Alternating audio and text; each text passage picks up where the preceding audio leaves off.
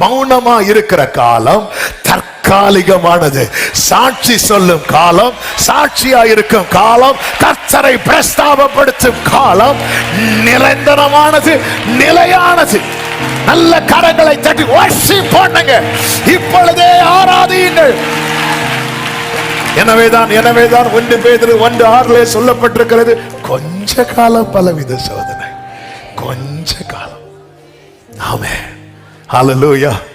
ஆமென். இல்ல ஆண்டவரே, நம்ம பிரச்சனை என்னன்னா, கொஞ்சம் நம்ம ஒரு சிச்சுவேஷன்ல இருந்து ஸ்ட்ரகிள் பண்ண ஆரம்பிக்கும் போது அதுல இருந்து நமக்கு அதை தாங்க முடியாம இருக்கும். ஆனா ஒரு சில வருடங்கள் போகும்போது அதுல பழகிரும். அதுல பழகிட்டோம்னா இப்படியே இருந்துறேன் ஆண்டவரே அப்படிமோ. மோசே பழகிட்டான்.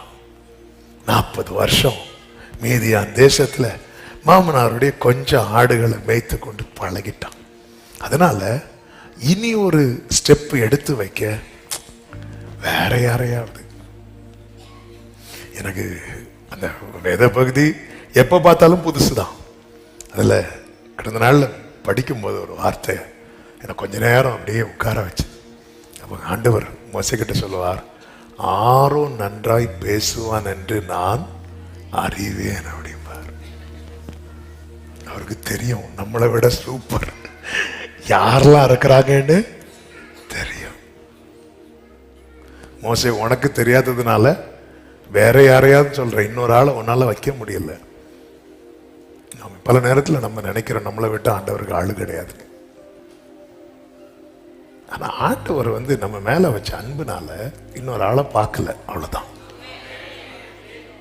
அதனாலதான் பவுல் சொல்றாரு, அவர் என்கிட்ட காண்பித்த பொறுமை இருக்கு தெரியுமா. ஐயோ,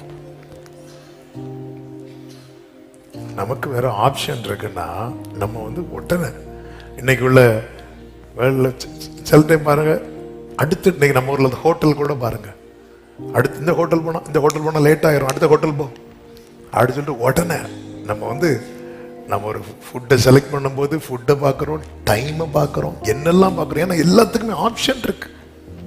அடுத்து நம்ம என்ன சரி ஹோட்டலில் போய் சாப்பிடணுமா, போடு தட்டு ஸ்விக்கிய டொமோட்டா போடு, எல்லாத்தையும் தட்டுச்சு. நமக்கு நிறைய ஆப்ஷன்ஸ் இருக்கனால அடுத்தடுத்து ஜம்ப் பண்ணிட்டு போறோம். அவருக்கு இல்லாத ஆப்ஷனா? ஆனா அவர் மீதி எல்லாத்தையும் க்ளோஸ் பண்ணிட்டு அந்த ஒருவனுக்காக அவர் வெயிட் பண்ணிட்டு இருக்கிறார்.